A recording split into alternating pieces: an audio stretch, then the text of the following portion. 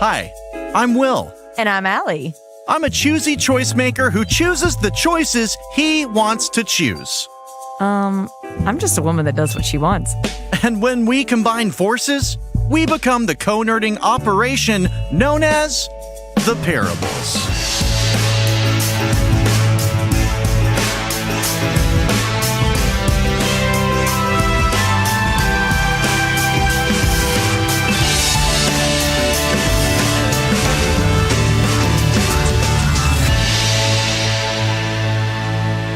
Back again. We're back. It's another week. We're back for you. We are back for you. Yeah. We're not back for us. Okay, maybe a little bit. Maybe we're here a little bit for I think at this point, certainly, we're doing this as much, if not more, for us. Well, hello. Hi. Hello. Hello. How's your Breath of the Wild journey? Or should I say, how's your Breath of the Wild journey wrapping up? I was going to say going, but It sounds like you I've got it on the old dusty trail. Yeah, it's on ice right now. I reached a point, and again, I really want you to play the game at some point so we can, so we can chat about it more. But to give a general overview, there are things there's just some big mission stuff that you have to do before you can really actually beat the game the way it was probably intended. But there are 4 big monsters, we'll say. There's one left, and the thing that I have to do involves sneaking. My favorite thing. And the sneaking in this game is not very enjoyable. I rarely use it because there's not a great way to know if you're waking somebody up until that happens. And so I just there's this thing that you have to do. You have to sneak and not get caught. If you get caught, you will die. So I just, sneaking, it snuck up on me. I hate when sneaking sneaks up on me. It snuck right up on me, the son of a bitch. Sneaking. So I said I wasn't going to buy another Switch game until I was done with that one. You lied. And I lied to myself and to everyone. And now I'm going to pay the price. Can you apologize to these poor people? It was all worth it. I did it for me. Ungiven. So I bought what, really should have been the first purchase for any Nintendo system, and that would be Super Mario Odyssey. Ooh. And I'm enjoying it quite a bit. So it's fun? Oh, it's great. Oh, yeah. It's like playing Mario 64 times a billion. Yeah, it's just like mega cute. Yeah, super mega ultra cute. Go to the mall, eat some chili fries. Totally. Yeah, no, it's great. It's very enjoyable.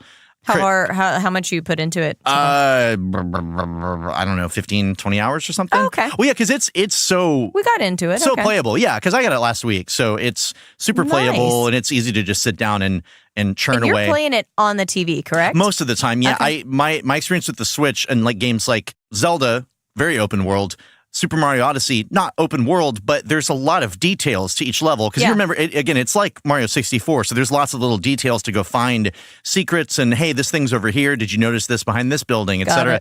So playing it on TV, I find that I don't feel claustrophobic in finding those things. Okay. And I feel more like I feel comfortable. And this is going to come into, I think, what we're going to talk about today a little bit, but I do rub up against there's so much to do. I want to make sure I get everything. Yeah. Like completionist side, it's not even about I did it all. Look at me. It's more like, no, these things need to be done. They put secrets here for me. How about you? I'm still been working my way through Odyssey. I haven't We're on different Odysseys. Yeah, we are on different Odysseys.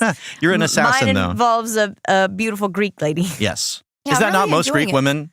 Yeah, I don't know. As I understand it. Greek people, they're all gorgeous. You good-looking folks. Yeah.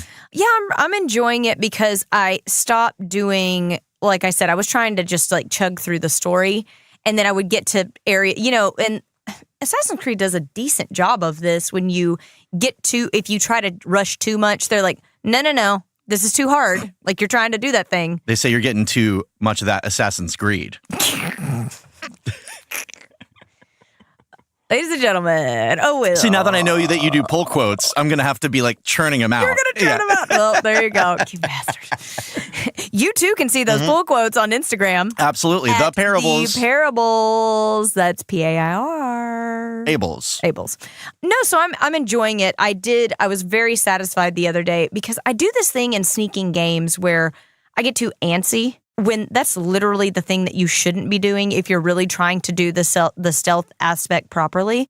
But I do this other classic thing in Assassin's Creed games, and Alex actually called me out because she saw my stats on the screen, or not my stats, but how it shows where you are with the different levels with the pass you can take. I think it's Assassin, Warrior, and hunter. The skill sets that you choose, the skill sets that you choose to level up. And my assassination thing was like through the roof. Yeah, of course it is. But the problem with that is when you get in an altercation that's not sneaky, it is easy to get your ass kicked. Absolutely. So I was going through this really, really large like military base, and it took me, I'm going to say, probably half an hour because they were a little higher level than they should have been for me. And you don't get to tell them where they should be in their lives, though. I'm sorry. I was not a high enough level for them. Talk about you. Forgive me. How dare I project on other people? So I was trying to make sure, like I was really setting myself up for success in terms of like nearly everything was an assassination. Yeah. There were only, I think, 2 that were not. And there were a decent amount of guys in here. And I knew it had taken a long time when the day-night cycle was shifting. Yep. I was like, oh, okay. But that's a great feeling, though, I think. It was so fucking satisfying. Yes. After I was done, I was like, ugh! You just look up and your hands and your mouth are just covered in blood, and you look around and you say, there's no one left. Yeah, it's a good feeling. Yeah, and Alex was like, wow, I don't know what's going on here on the other side of the couch. But I was like, listen, babe, that just took me a hell of a long time. And it's not fun to watch. No. I will say. Oh, God, yeah, no. That's why no one should watch me play video games. And me and Stardew, I think we're on a break. We've decided to take a break. Too many vegetables. Alex and I were talking about it, and I was like, the exciting part of that game is when you have nothing and you're stressed. Totally. And you do. I think we were talking about this. That's true about life. We were talking about this last week. I was like, I had that moment where I was like, oh my God, this is a little bit of a metaphor for life. But I was like, as soon as I have X, I'll be great. As soon as I have X, I'm gonna be set. And now you have X. And now I have $400,000, and I've done all the things, and my animals are making me money. They're all named after drag queens, just for fun. I just want to let you know. And now I'm like, the fun has sort of gone. So the next way to do it is you can pick different locations, which make the game more challenging. And there's still a lot to do, but yeah. I think. What's your character's name? I think it's Al. Al. Okay. It's just Al. Maybe Al needs to stop looking outside for solutions. You can change locations. You can grow a new kind of pumpkin. Start looking inside. You can do it. Start looking inside. I did get me a wife. Did I tell you that? I mean, that's nice, but another person can't fix your problems. If you're feeling dissatisfied, that's right. You can't put that on her. I was the happiest when I was harvesting crops. Maybe you need to get back to your roots there. Well, I did get a lot of animals, and I'm really excited. Animals, I will say, the only external thing that will actually solve problems is more animals in your life. More animals.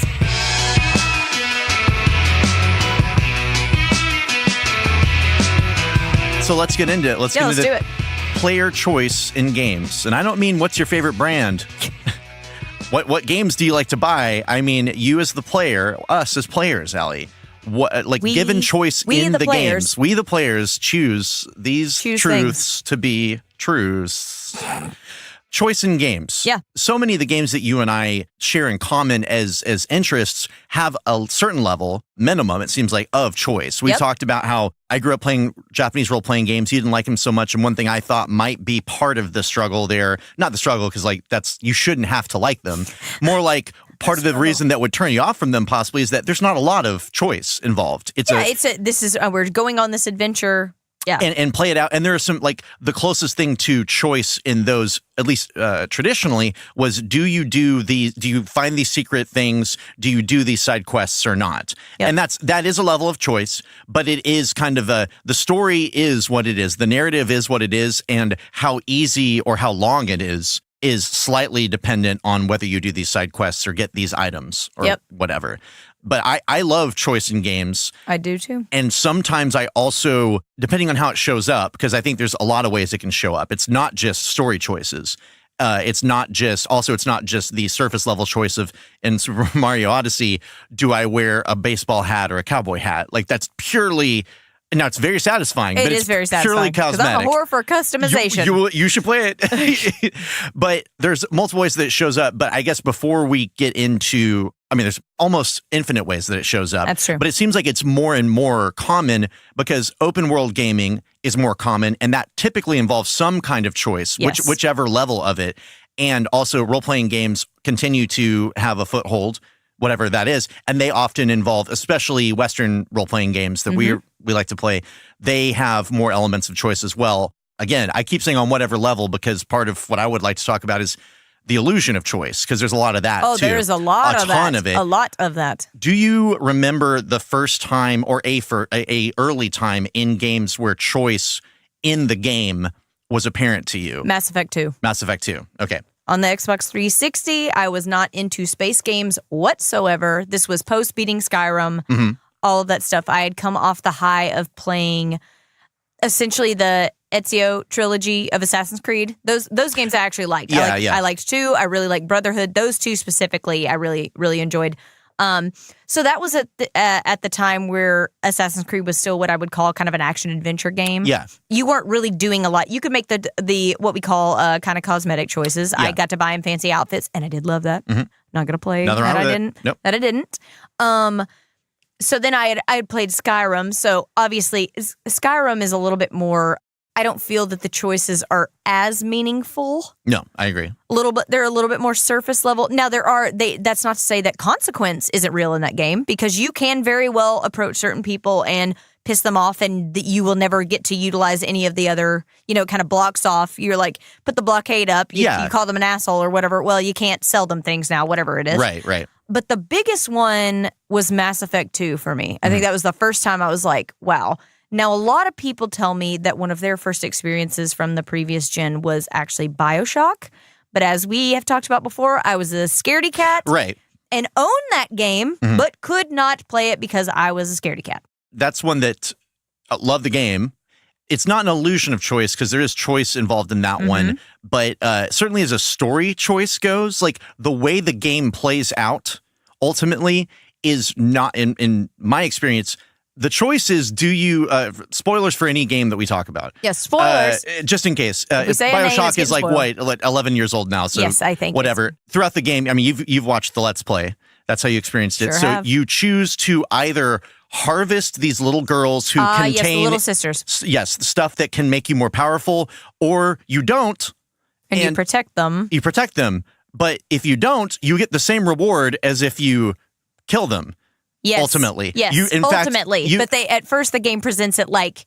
They present it this way. Yeah, they sell it to you like, oh, but you could get the thing, but then you find out you could have gotten the thing all along. And that's something that like is revealed pretty quickly. You will find that they give you, like, if you don't harvest them, it's pretty quick that you can see that if you don't kill them and take your benefit from that, you will get benefits anyway. Yes. So it's not even a thing where at the end of the whole thing you realize, oh, I could have been not killing them. I'm such a monster. Yep. And now it's delayed gratification. The delay is very short. Okay. Really. Okay. And so it's the game does change. The actual gameplay, absolutely the same, ultimately. Yep. Someone may argue with me on that. It's basically the same thing. The only thing that changes is the ending you get. Yes. Which is, I think, different endings is maybe one of the first ways that I can think of player choice having a direct consequence in games. Yep. Because even as far back as Super Nintendo, and probably, I'm sure before that, computer role-playing games would be an obvious place. So I'm sure there was choice there, but Chrono Trigger. There's a lot of choice involved there, because they're up to like 10 or 12 different endings, and there are other little places to make choices, but really the story plays out basically the same. It's going to play out. Your character, I mean, there are a few things that happen in that game, like your character dies at one point. You can choose not to bring him back. Frono from Chrono Trigger Frono? Like he dies, and at some point you could just say, I'm not going to bring him back, and I'm going to beat the game now. But is that really, like, that's not the real way to play the game? Yeah. Now, I think one thing that got introduced there, which would come back in some other games choice-wise that we've played, is there's a character that seems to be one of the big bad guys in the game. He's ultimately kind of small potatoes, but he is very powerful, named either Magus or Magus, however you pronounce it. He looks like a vampire. He's a bad guy in the game. At one point, you can actually recruit him or not. You can bring him into your party, or you can just say, no, I don't even want to recruit this guy. That, to me, as a 12 or 13-year-old playing the game, blew your mind. Felt like I was doing something I wasn't even supposed to do. I mean, not on a moral level so much, but on like the game's going to let me recruit. It's like saying, like, I'm playing Mario Brothers 1, and then all of a sudden it's like, if I talk to Bowser the right way, he starts following me around and killing the Goombas or something. It felt like and it was something that I had to make a choice on, do it or don't. And at the end of the day, again, you could probably argue, I love Chrono Trigger, so there's a bunch of dialogue that I wouldn't have experienced otherwise. But end of the day, I got to beat this bad guy or not. So not really that huge a choice. Yeah. The first time that like true consequences, and it was like so in your face, was the game Fable. Yeah, and I've heard a lot about that. I didn't play it. It's I played it on Xbox. Peter Molyneux. Yeah, that old Joker. Baldy. Yeah. That game, I really enjoyed it at the time, the first one. It's a lot of fun, and it's the choices are as binary, it seems, as possible. Isn't it the game where they have like STDs? Maybe. Isn't it Fable where somebody can get STDs? I think if it is, it's not the first one, because that game had 3 or 4 sequels, so which I've played a few of them.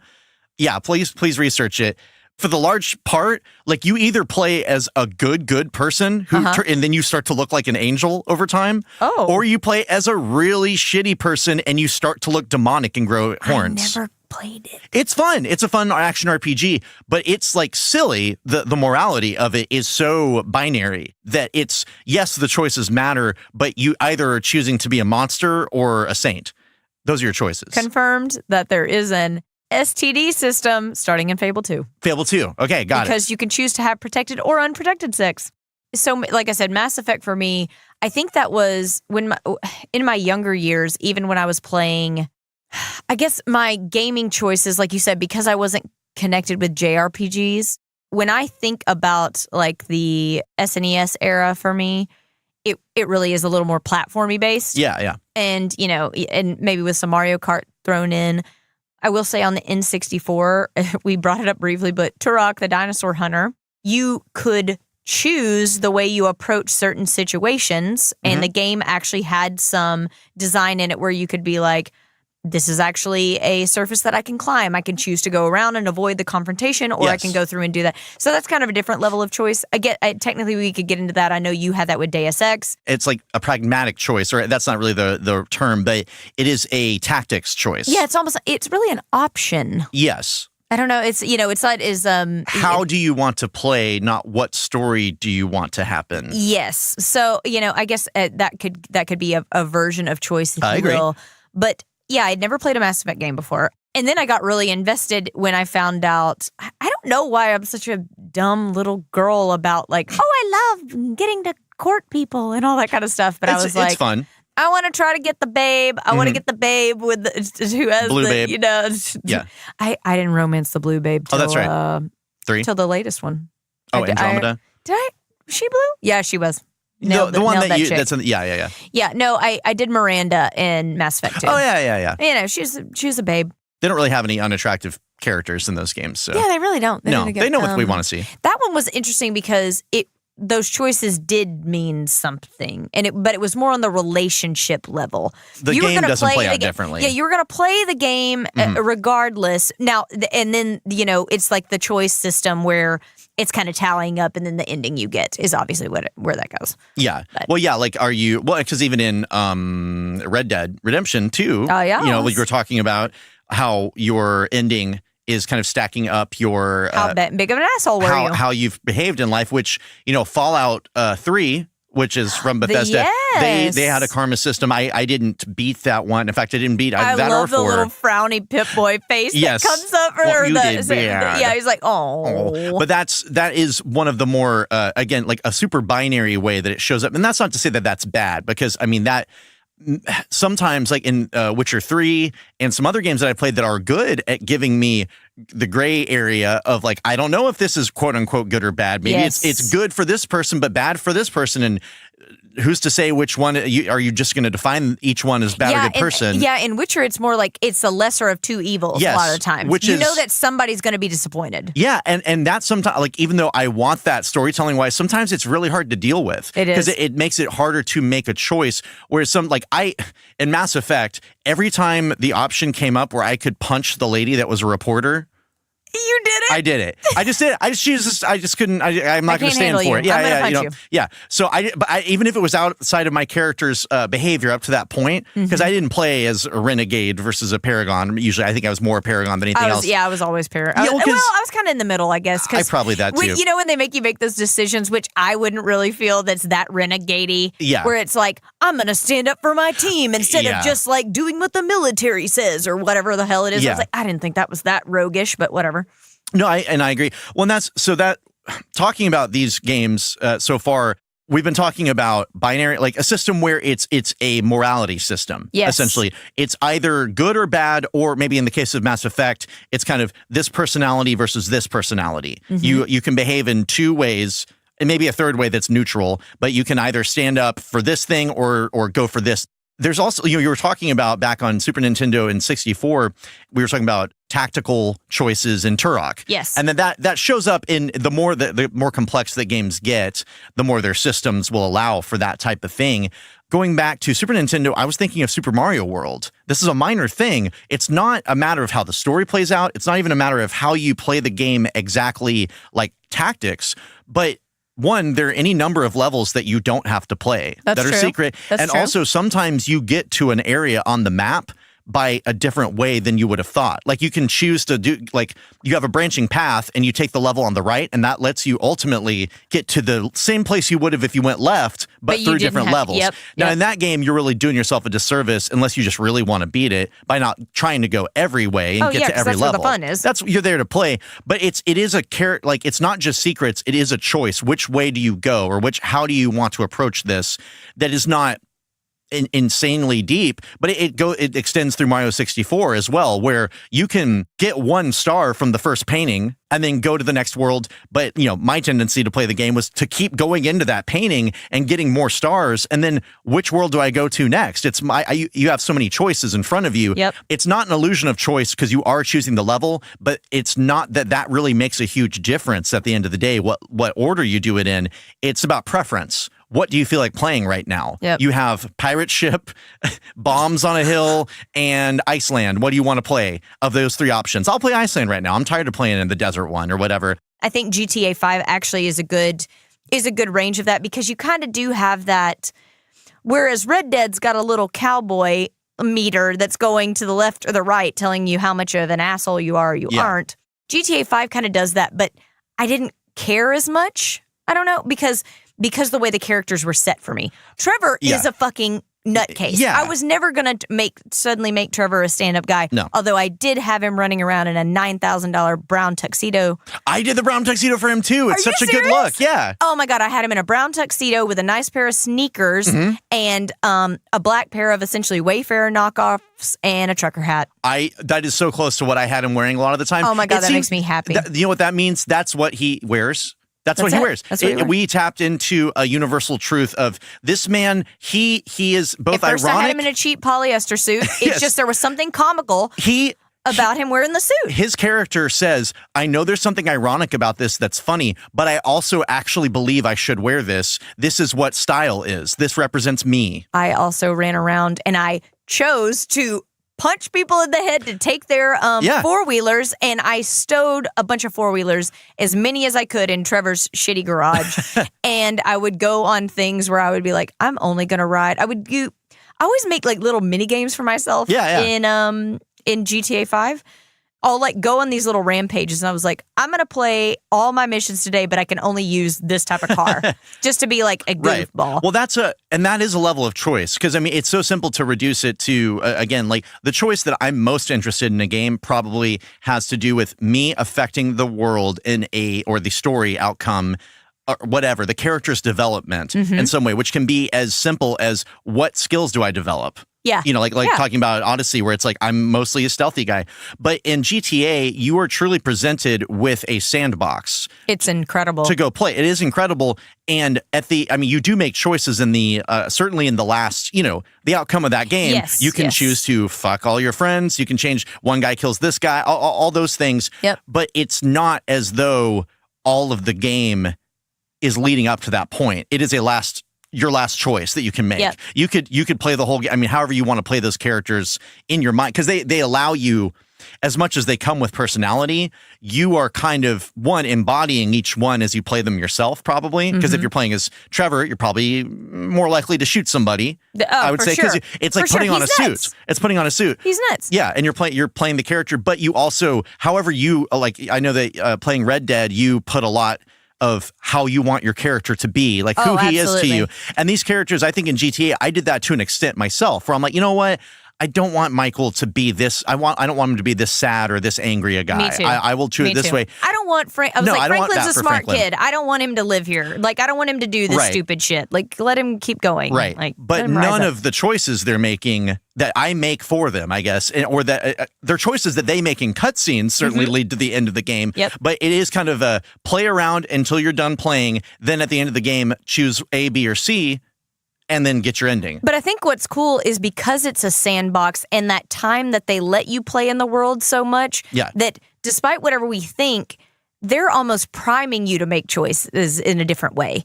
Because what you naturally do is, I by far had the most fun playing as Trevor. Mm-hmm.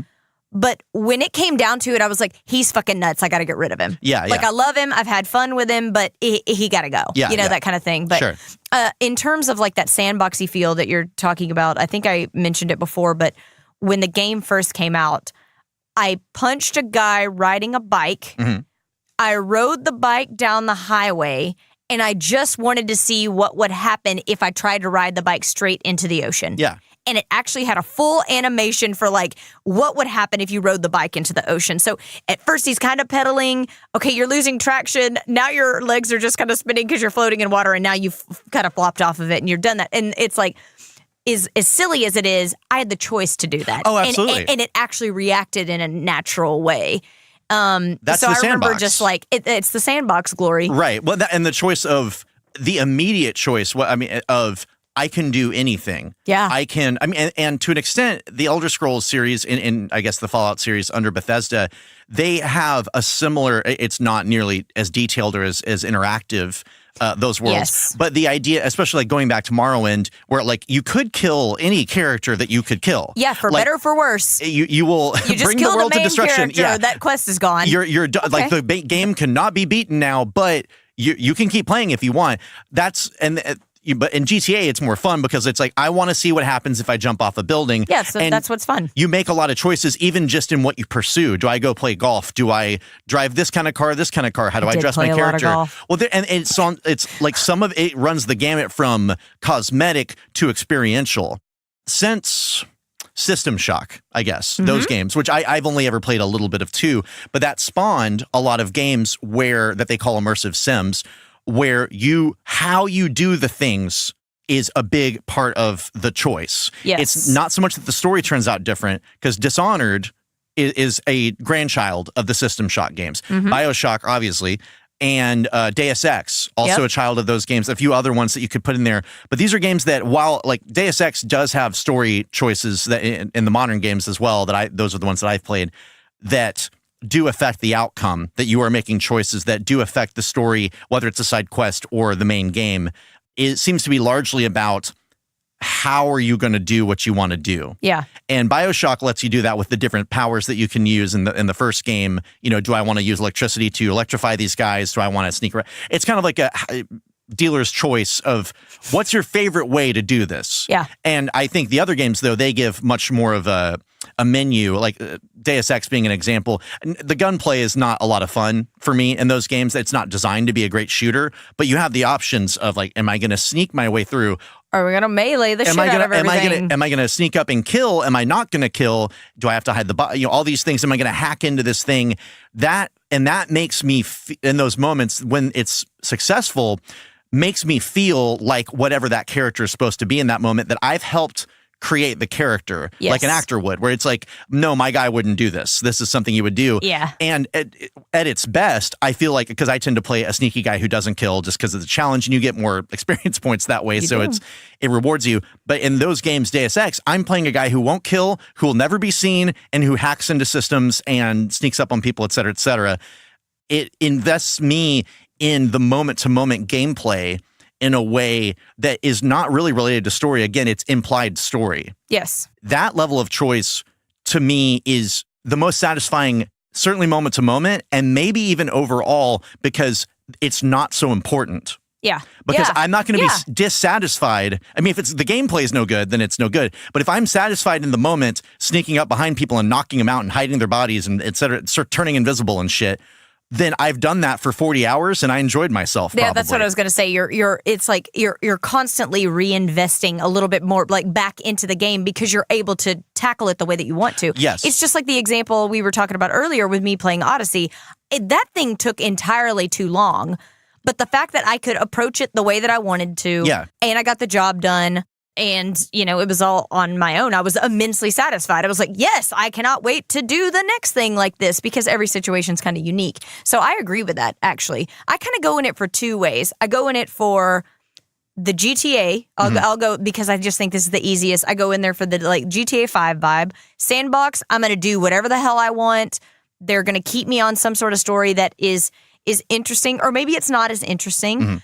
And then there's maybe like those that like a higher layer of choice, meaning that I'm not constantly being bombarded by choice, but I'm going to get that moment. And then, but then on the opposite side, I fucking love the Red Dead thing.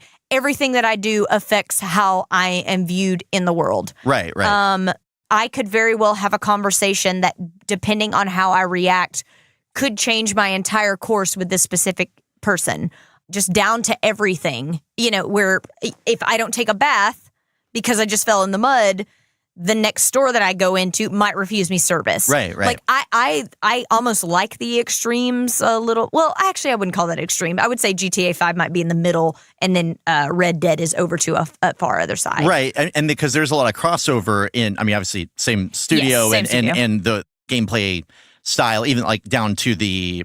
A lot of it is similar. Obviously, but the choice can be too much for some. I mean, you're a good example. You did not enjoy Red Dead Redemption 2, whereas I was like, I was there for it. I was living. But I also lived for GTA 5, which you also liked. Right. Well, because my issue less in that game was the amount of openness and more the things on the menu were not to my liking. Yeah. If you give me a menu of things I don't need. The experience. Yeah. So if you give, but that kind of leads us to, well, I definitely want to touch on the story side of things too, because that's one that is kind of that's to me is the most meaningful. It's the most meaningful. It's also the one that I can dislike the most because maybe I don't like that story. Yeah. But you were talking about how these sandbox games are so open because that is more and more the style. Like Breath of the Wild, Zelda used to be, and I'm sure it will be again at some point, you get the tool for the thing you need to do and now you can do the thing. Here's some secrets, but it's you do it in this order. Pretty much, and that's the game. And nothing wrong with that. That's what it was. Similar to like the,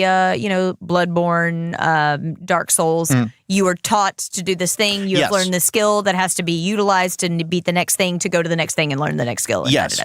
Breath of the Wild, I mean, they do teach you along the way how to do your things, but it is pretty much walk out of a room into a world.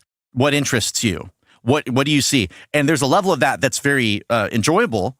And I've enjoyed playing the game as much as I have, but sometimes it feels too open for my tastes. And I do like openness. That's what I'm worried about with Alex playing it right now. Of course. And I, even Witcher, I loved playing The Witcher. I didn't finish it. And when I went back and tried to play it again, it was too soon. I remembered, because I got a fair ways in. That one was less a matter of how open it was, although it was there was so much I knew that there was to do that seemed interesting that the amount of material and content, and then on the side of Breath of the Wild, how open it is. Is there, I mean, I think the answer is depending on your choice or how your taste is, but is there such a thing as too much of either one? Yeah. Yeah. And what is, because that feeling for me is either of being overwhelmed, which I can contribute to on my own. Yeah. It's about me. It's not really the game's fault at the end of the day. Yeah. But there has Don't to be. Don't project on that game. But there has to be a version of it where and I'm not pointing to these games specifically, but a game that just kind of puts you in the middle of too much. And I remember, do you remember Donkey Kong? It was Donkey Kong 64. It was like a Mario 64 for Donkey Kong. I don't think I played it. It was really Rare did it back in the day, and it was supposed to be a big deal.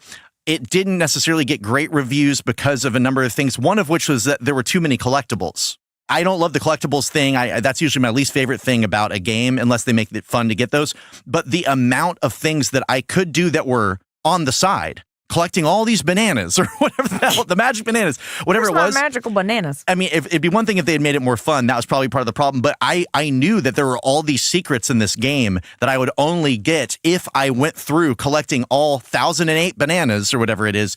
And that ultimately led me to just say, I do remember this game. I don't want to do this. Look up the gameplay. I was like, wait, that just doesn't seem like I wouldn't have played that. Yeah, I totally. And it wasn't a bad game. It just didn't play. It wasn't as good as Mario 64, and for any number of reasons. But that's an easy early example of me having been taught to seek out all the, because I'd gotten the 120 stars in Mario 64, so you ride Yoshi and all that shit. So I was like, oh, now I got to do that in any game that I play because it's fun. You get this reward, you get more fun out of the game, and you get to see things maybe someone else didn't. Yeah. And I think that's a great thing. But in at least using this old weird game as an example, that was one of the first times where I felt overwhelmed by the possibility of not doing it all.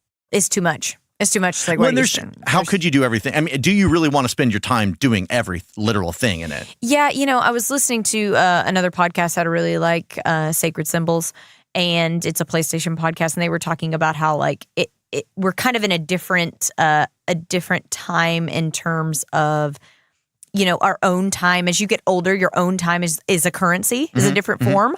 One of the hosts was explaining, he was like, yeah, when I was 17 and didn't have a lot of spare cash, a game like Witcher 3 would have been like a treasure trove because you are getting way beyond $60 of value out of the game. I mean, so much more. I would pay, Alex and I had a conversation about this. It's like, what would you actually put a value on it? She was like, I would have paid $250 for that. Consider how many, it's like an employee. Like how many hours of work do you get out of this thing? Exactly. It's insane. Yeah. But he was talking about, he was like, well, now in this day and age, he was like, that's not necessarily something that appeals to me in the same way. And now I would rather have smaller, more unique, tailored experiences, or those one-off games that maybe I play a lot of, but it's because it's like, oh, this is a style of game I really like. Right. It is interesting because, like you said, you could look at something, and he actually used Witcher 3 as an example. He was like, when you see that map and there's all this shit on it, you're just like, oh my God, how am I ever going to like, how am I going to get through this? Or why would it take the time to do all of this? Somebody like me, that is instant excitement. I am like, look at how much we have ahead of us. Look at all that we still have to do. Now, granted, I did play that game alongside my wife. She had never played an RPG before that game, and that made her fall in love with RPGs. So I think I have a little bit, it's that sentimental tie-in too. But even then, when you open up a map and you're like, oh my God, look at all these side quests. Look at all of them. That's so exciting to me. But I do 1,000% understand how some people are like, oh my God, this is a lot. I don't really know if I want to do that. Where is just the main quest? Like I want to experience this game, but I necessarily don't want to put 150 hours into it. One thing that I would love to ask you is how, with Witcher being so, having a lot of choice, meaning like you got plenty of choice to do you think that you enjoyed Skyrim more because you did have choice, but it wasn't quite as overwhelming? Yeah. And the thing is, I enjoyed Skyrim more. I was also very familiar with it. I had played Oblivion all to hell. So it was all like, it was like an old shirt, the way that it just fits great. It did. And I knew basically what I was getting into with the level of, look, the choices I make, like if I choose to be with the Stormcloaks or whoever the hell, it's probably not going to make a big difference. Like as far as gameplay, like using that as the example, what was Stormcloaks or the Imperials? Okay, and I think the big difference is depending on which one that you join. It's when you get down the main quest, when you have to call them all to High Hrothgar or whatever it is, and you're trying to get them to agree to be like, this is a bigger issue. Yeah. I think that's the only time it plays in. Right. So that's a thing that they play up as. Anyway, let's get to that in a second because that's more the illusion of choice thing. But using Skyrim as the example, I think it's that it was a relatively contained experience, and also the depth of it. As much as I love that game, there isn't a ton of depth to the gameplay. No. It really is at the end of the day: shoot, stab, kill, sneak, magic. Build some things, pickpocket. Yeah. There's a number of things you can do, but the way that you interact with the world is faux deep. I would argue that, and I said this on our Skyrim episode, when it comes to choice, I would much rather have a smaller world that has more opportunities for meaningful choices than kind of like what they were talking about for the Dragon Age game that didn't get made. I was just about to say we haven't gotten into Dragon Age. Yeah, that sounds great. That sounds great. I like that even more because it is a smaller playground with more details to it. That's more appealing to me. Yeah. But I think that's what it was like in Skyrim. At the end of the day, a lot of things that I did felt like they weren't all that important, and I didn't like my character had no real personality. I made up whatever they were about, but at the end of the day, it's like I did what I had to do to get what I wanted. It was going to get you through the mission. There's only like a handful of things where like if this person dies on a mission, then you can't get something out of them. There's things like that. Well, but how's that even really a choice? Deep. I mean, it's not like choosing between Stormcloaks and Imperial is just a color change, really. I mean, you can argue for which one you actually support, I guess, but like gameplay style, it's not like the world changes, in this way. It's just, okay, well, this thing, you make a choice. And so Witcher, I think it was that it seemed more important that it also, I let myself get paralyzed a little bit by that. And the story, again, it's not that everything seemed related to the main story, but there were small stories that seemed like they were well crafted, and so I cared. Were so good. I cared about what happened in them, or at least, again, respected what happened in them. So we were talking about Dragon Age really quick. Yeah, I was about to say we haven't hit on Dragon Age yet because we both really love it. Inquisition. Yeah, well, Inquisition I liked a lot. I liked Origins maybe the best. It's the one that the first one. The original Dragon Age game. I didn't play it. It's really good. I definitely suggest going back to play it. It's great, and that's the one that I played a few times. I played the most, I would say. Okay. I did like Inquisition quite a lot. I had never played a Dragon Age game, so the fact that I played it and I was like, I kind of got it, and they were like, I had a friend tell me, I think you should try it. And I was like, oh, it's got that weird kind of turn-based thing. Yeah. It's like, but it's weird kind. It's just more party-based. Well, I mean, you played KOTOR, so like Knights of the Old Republic. Yeah. So it's basically that. I mean, at the an advanced version of that. But Dragon Age going for it did have the pull at your heartstring choices, which I loved. And there was that. There was romance choices. Now, I will say, at the end of the day, I don't remember. However many years out now, many of the choices that I was presented with in those games. I don't remember the main ones outside of who I was trying to nail. Well, there's that. Yeah. And that's funny what sticks with us. Because I went with, in the first game, I remember that. That's kind of funny. I went with Morrigan, the witch, who shows up in the third one. The woman, the witch of the woods or whatever. Yes. Like she was the one in the first one that was just like, to me, the most interesting character and the most attractive character and everything. But I remember there was a choice in that game. King Logain, I think was his name. He was a real, whatever he was a real bad dude. He was a bad guy. And this was like the advanced version of the Chrono Trigger situation where you defeat him in battle and you can kill him, or you can let him, he says basically, let me join you and earn my way through life or whatever. Oh. And you can choose to let him survive, and that will carry over into later games, whether he's alive or not. I don't know how important that is. But that moment was like the Chrono Trigger choice, which was kind of, surface level, taken to the next level, because Logain, and I believe this is his name, was responsible for a lot of death and destruction and bad shit, I believe. And so there's at least one character in your party at that time who is going, and that's maybe these games like Mass Effect, the BioWare games, Mass Effect and Dragon Age, and Knights of the Old Republic, where there's an added layer of not only how do I feel about this, but how do the people in my party feel about this, and that affects their relationships. This man, it's essentially me saying, hey, Hitler, you know what? I'll give you a second shot. Join up. Yeah. And then come on in. And then at least one character is saying, what the fuck are you doing? Disaster. Don't do this. Yeah. He killed my family. Yeah. And that felt, even though I don't know how much story, again, here's the thing. I don't know how the end of those games really gets affected. Yeah. The end of it, the outcome, you get little, vignettes of what happens to whoever and these kind. And again, I'm forgetting details. I think that's what it is. That's lovely. And I don't know that that's not satisfactory enough, but even reaching the end of Dragon Age 3, Inquisition, I liked all the choices I had made. I didn't feel like none of them mattered. I just felt like, but this story, the overarching idea of it was always going to play out a certain way. Yeah. There was, honestly, the one that is the furthest, or the closest to I can control the outcome of a huge thing is Knights of the Old Republic. That's true. It's very binary. You could be a mega bad guy. Am I going to be a terrible person and become a Sith Lord, or am I going to be a Jedi and help, and help people? And you can corrupt the other people in your party. Yeah. And the second one is even more so. That's the most effective one. And that was such a fun one because the first time I played it, I was like, no, I want to be a good guy. Yeah. But I was telling it, and then that part of me was like, now I just want to go fucking nuts because I would never be a Sith Lord ever. Well, never. Maybe. Think about it. I am no Jedi. I mean, that is what my arm says. Yeah.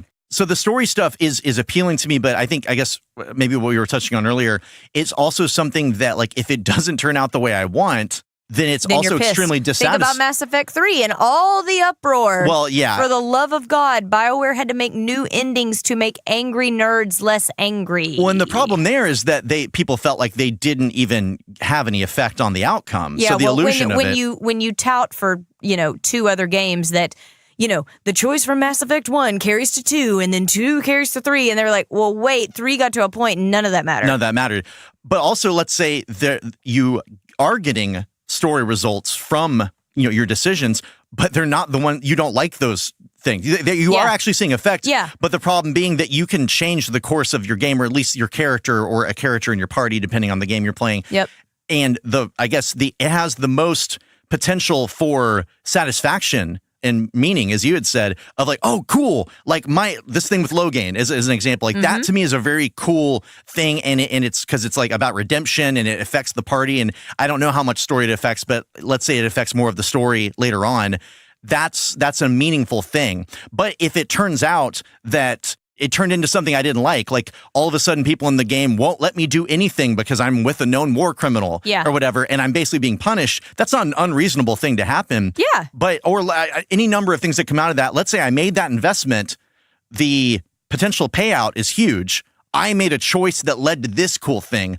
But the other problem is I made a huge choice and invested in it, and 5 hours later I find out this is the shitty thing that happens as a result. And you're like, oh. And I know that's life written into a video game, but that's why story, as much as I want those choices, they also, but that's where the daunting aspect comes. Whereas in Deus Ex, is the go-to for me of or Dishonored.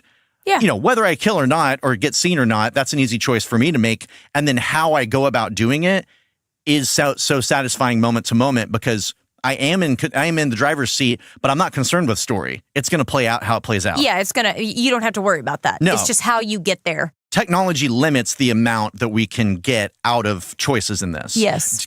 Just also, is the game playable also limits that. Bugs and just the we can make the whole thing choices, but then it's gonna cost us these things that we like in the game. Yeah, it's not gonna be fun. It's just filled with choices. Yeah, and the complexity of it developing for some people is great, but I mean, I can totally see where there'll come a point where I'm like, you know what, I can't play whatever game very much because it's too much going on. Yep. So I agree that there's I think where the specifically in the Mass Effect 3 thing is the feeling of, and this, I guess we can maybe close out on this, the illusion of choice. Yes. Which exists everywhere in games and is not inherently anything wrong. In fact, it's what you want because you don't want every choice to fucking matter because then you're going to pull your hair out. I don't want to get 3-4 quests down the line and they're like, oh, remember that beggar that asked for $1 in the street and you said no? Well, he is friends with me and I thought that was shitty, so I'm not going to give you this thing you need for a quest. Every single one of them. It's too much to keep up with. Yeah.